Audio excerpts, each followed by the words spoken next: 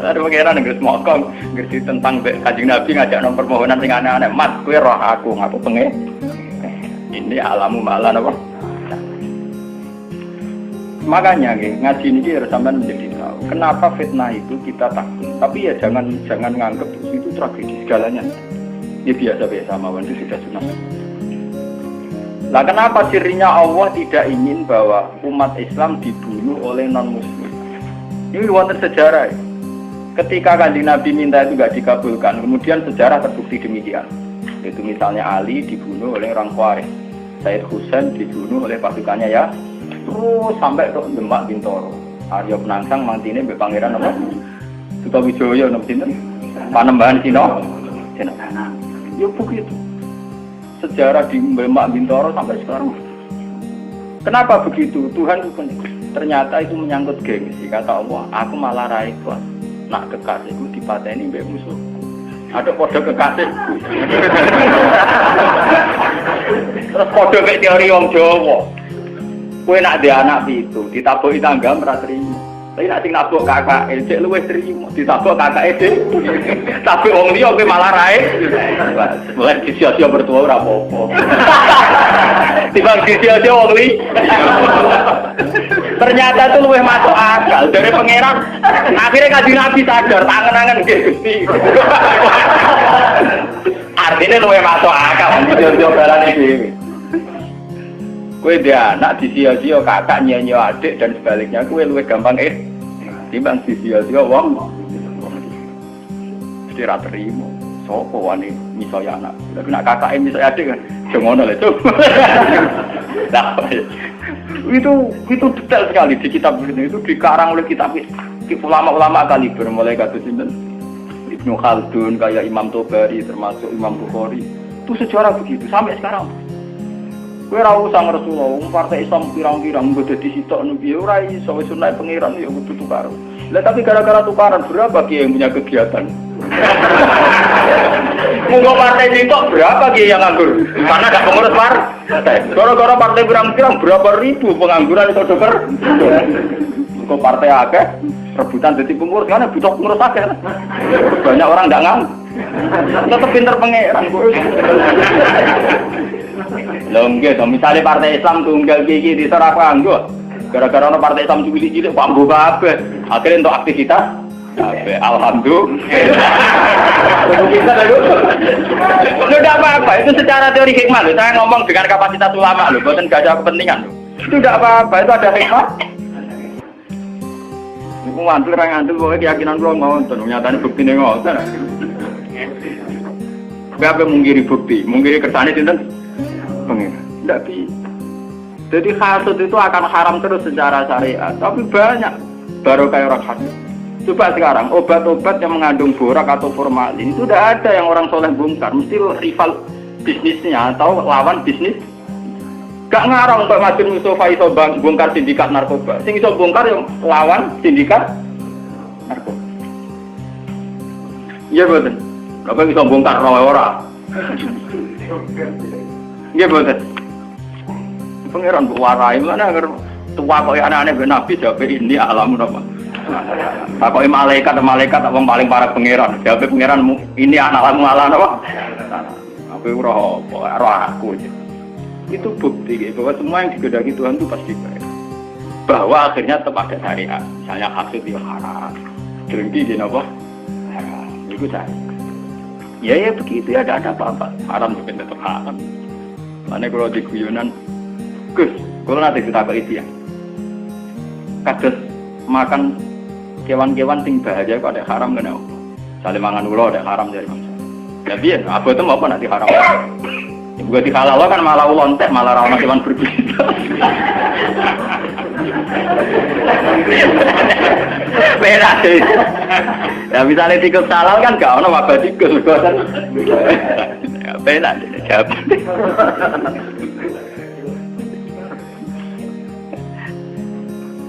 Gak ada yang orang takut sih kurang ajar, aku kurang mesti takut. Padahal Tuhan itu punya strategi itu yang menjaga ekosistem di alam raya ini ya karena itu. Umpama ora ana tikus, ora ana ula, ora ana apa. Misale populasi tikus itu terus banyak ngalahi jumlah manusia. Kayak gambaran fiksi-fiksi film barat. Ora manusia kalah. Lah nek ulane mbok entekno ora ono sing mangan tikus. Nanti populasi tikus luwih akeh timbang manusia, entek itu malah. Napa? Tapi kan pahala lo kudu tak pangan. Lho jumlahe ku luwih akeh, mergo ora ono sing mangan. Wis kadung luwih akeh kowe sing dipangan. Itu memang repot ya, menyangkut hal-hal begitu itu memang repot. Tapi semenjak ngaji ini sampai akan bahwa ternyata Islam di Aceh sampai Cina, bahkan sampai Samarkandi, Tashkent, Bukhara, Azerbaijan, Tajikistan, itu barokahnya konflik semua. Bahkan ada Islam di pedalaman-pedalaman semenjak Islam di Demak Bintoro Mapan, kemudian mulai pangeran-pangeran kemudian menyebar. Ada yang moh nih keraton jadi resi. Ono sing dadi ulama, ono sing dadi pangeran di kampung-kampung. Makanya kayak Diponegoro sejarahnya dia bikin gerakan. Kemudian perilaku hidupnya tindakan gue nulis takrib. Makanya terus yang dikenang beliau punya tulisan tangan apa? Takrib. Moga dia nyaman yang keraton, nak malah yang Taman Sari. Dia ono hikmahnya minggat terus jadi ulama. Itu maksud itu sudah hikmahnya Tuhan. Bagi kalau terpakan, nah ini guyon ini sing bakat sing ekstrim. Kembali lagi. Nah, kenapa orang-orang khawarij, orang-orang soleh itu kemudian secara kriteria masuk surga, harusnya masuk surga karena mereka sholat, mereka soleh, mereka ibadah. Tapi ketika mendekati Haudur Rasul, ya, mendekati Haudur Rasul, pas diundang Nabi mau masuk haud, dielingno pengiran mat, innahum qad ahdatsu ba'da. Mereka itu orang-orang kriminal yang bikin tragedi setelah periode kamu Muhammad. Mereka orang-orang kriminal yang bikin tragedi setelah periode kamu. Tapi saya kenal mereka ya Allah, mereka juga kenal saya. Nggak, harus diusir. Ternyata dosa terbesar mereka adalah tahlilud dam, mudah mengalirkan darah. Justru atas nama agama. Mana kalau nyuwun tentang pengajian ini, apapun kondisi kita, wes akhirnya cocok mbek wong dia wes rap. Pokoknya jangan mudah vonis atau menfatwakan halal darah. Misal kira cocok wong nganti sudul langit asal ijek Islam utawa kafir zimmi utawa kafir sing gak harbi wong ra jelas. Dari kula gubeding wong piye wis pateni ya, ora usah dipateni mati dhewe. Pokoknya hindari hak mudima, sesuatu yang berbau menghalalkan darah harus napa? Karena kita ini sudah kenyang dengan tragedi-tragedi kemanusiaan atas nama napa? Lah sama ada langsung di TV itu. Perompak-perompak Somalia ku nang masjidnya mewah-mewah mergo kampung Islam. Mergo ngerompakku itu nada digo revolusi gawe negara napa?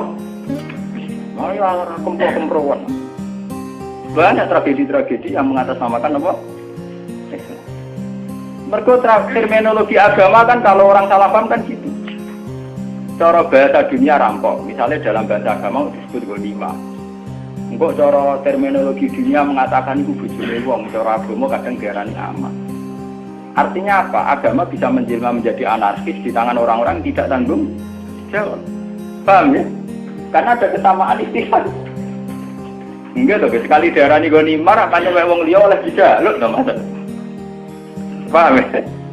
Jika mereka ya makanya banyak cerita-cerita ekstremis Islam yang kemudian berversi polisi pernah garong di toko emas ini, pernah ini itu. Karena mereka sekali meyakini satu keyakinan, nganggep ngono iku goni.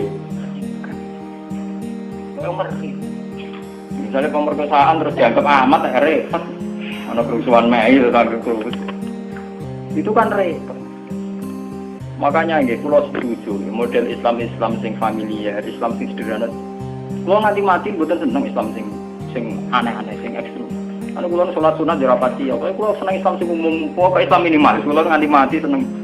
Kula nek kandha bojo kula, aku ora seneng kok. Misale mlebu swarga perkara kakean salat sunat ora seneng. Selain kesel yo repot.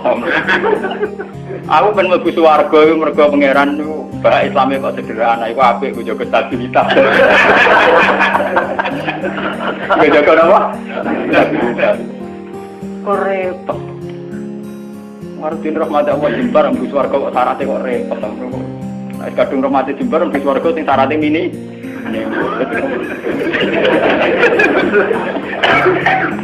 Karena kalau saja ini punya hitung-hitungan sejarah, semua tragedi sejarah kemanusiaan dimulai wong-wong khusus. Dan ada kesamaan secara ilmu rasional. Ini mesti disebut Cooper. Dalam teori psikologi, seorang Cooper itu cenderung begitu. Jadi nanti kalau terlalu akumulasi kayak kelainan. Jadi kayak nopo susu jadi paranoid, asal wong liya layak dicurigai, layak dibunuh. Itu orang-orang soleh. Ya karena memang secara kasat mata Ali itu melahirkan kegaduhan, Muawiyah melahirkan kegaduhan. Tapi kenapa fatwa mereka kemudian halal darah? Jadi sampai kita akan ngalami tuh, misalnya Pak Guyuban Betawi itu ngusir Gus Dur ke Jakarta. Terus siapa mau naboi Gus Dur dia itu kan ya selain tidak Islami juga repot. Kalau tidak cocok ngapain dibiarkan? Toh tidak usah dibunuh juga nanti mati misalnya kan masih bisa dihilangkan. Kan ada kebenaran yang mujma' alaih, misalnya kita sedekah, kita bangun negeri. Saya tuh sering loh konsultasi sama orang-orang begitu, saya tanya, kan ada kebenaran yang mujma' alaih, misalnya kita sedekah, kita ada. Ngapain cari kebenaran yang tidak mujma' alaih, yang tidak disepakati ulama? Misalnya kita bunuh si A, sudah tidak mesti benar menurut hukum Tuhan, toh tidak mendesak, apa ada cara di surga kamu harus bunuh orang itu? Jangan-jangan karena nafsu. Kan enggak mendesak. Nah kalau sampean tanya, tapi dulu zaman sahabat kan sering bunuh-bunuhan zaman perang. Perang itu beda dengan membunuh. Perang itu gentleman, ada depan. Dulu sahabat ngadepi wong kafir ada depan. Nah kalau membunuh menikam dari belakang itu udah perang, udah bunuh-bunuhan, kamu bunuh sepihak. Wong lagi kongkong-kongkong kok patahin. Ada tunggal, mana depan kira wani. Perang itu kan ada depan. Makanya yang dialami Nabi dan sahabat itu perang, bukan membunuh. Meskipun efek dari perang membunuh. Tetapi membunuh tanpa perang itu kan gak gentleman. Misalnya wong pas ngaji ini dibom, ada wong pas kongkong ini gini warung apa? Itu kan sepihak tuh. Nah perang kan ada. Meskipun efek dari perang bunuh, gitu. Tapi membunuh beda dengan perang. Paham? Itu beda sekali. Nah kalau orang Khawarij itu gentleman harusnya nantang Ali. Ali kamu itu salah, coba perang tanding sama saya, itu fair. Enggak ngenteni sholat subuh. Bahkan riwayat baca pas sholat dikira rawani ngenteni pas sujud. Lu kan nemen oleh nyolong tuh. Gitu kita riwayat pas nopo. Itu kan betapa ada gentleman-nya, enggak kesatria.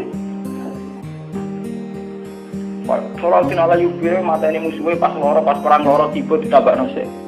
Engkau naik semari perang tanding bener. Sangking kesatriannya kan. Gitu cerita-cerita lah.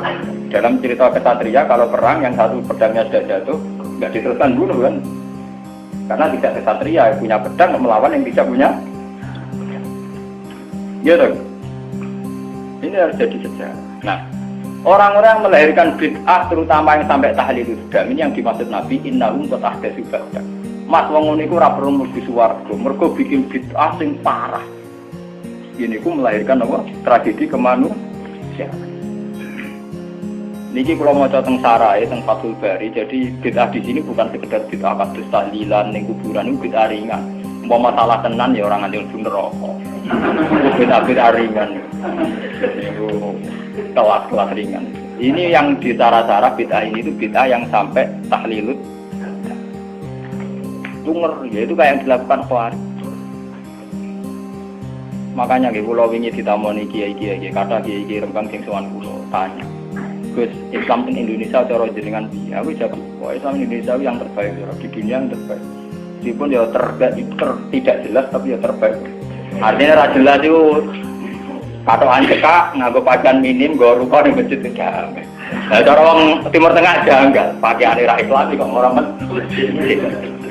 Kok ning masjid lagi 3 rukuwe bar kok dicoplok meneh patokan cekak. Lah sing calanang kiyaine sak ustaze ora keberatan ben ngono. Anggap ae semandake. Mergo nang kiai ini ditakoki, gitu kok dak kamu tegur itu kan buka aurat di depan umum. Tapi kan sholat si apik toh. Yang penting kancane ora ketrucut di apik awake lah itu ketrucut. Itu asline. Tapi di Indonesia itu baiknya Islam yang saya katakan terbaik. Kita ini tidak punya tradisi kalau tidak cocok bunuh. Itu tradisi terbaik Islam.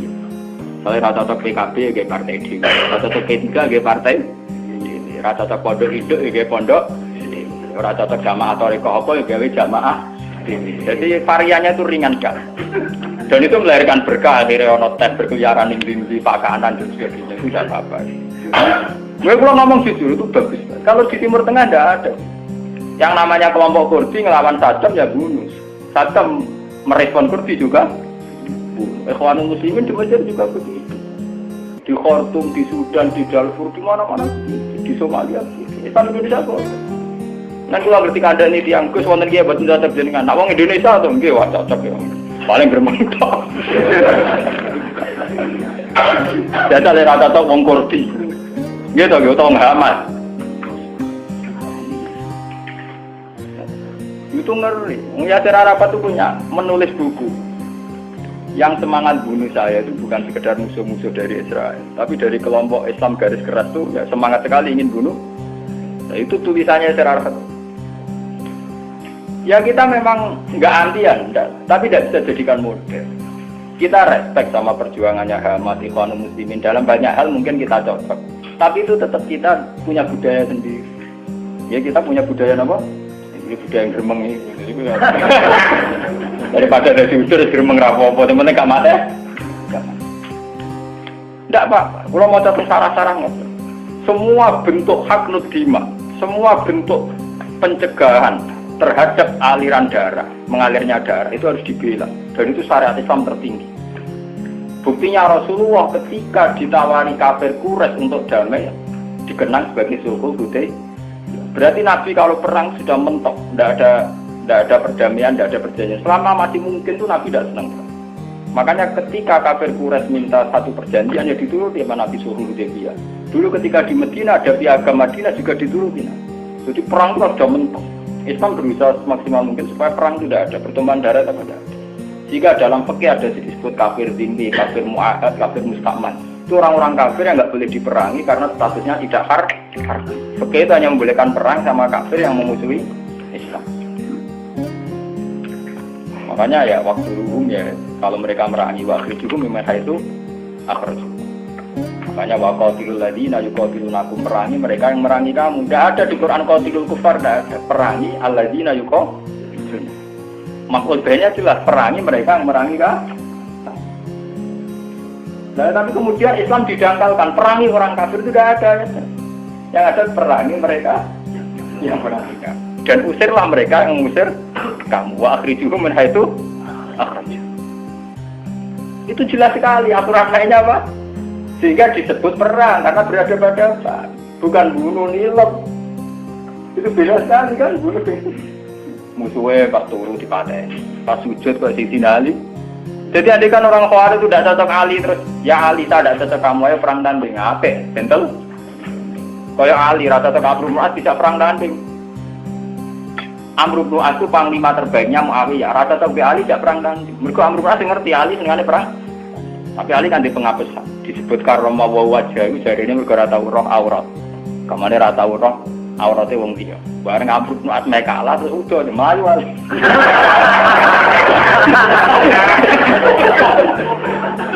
Ya ana sing tau kok tenang kok ora. Tapi dari kocok pulau kurang ajar, wah berarti ya gak terus. Lah ini kok pelani bergo roh aku waktu dari tahu roh. Berarti tetap tahu roh. Maju bergo dari roh, berarti ya tahu roh. Tetap tahu roh, gue setelah itu ada roh.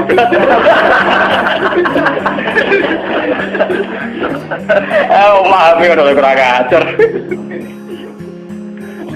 Nggak sampean biar tahu kenapa. Ini kan biar sampean tahu kenapa orang-orang soleh sudah dekat sama Khaudur Rasul. Ini kan sudah dekat, sudah sampai ke Khaudur, tapi sama Nabi mau ditarik.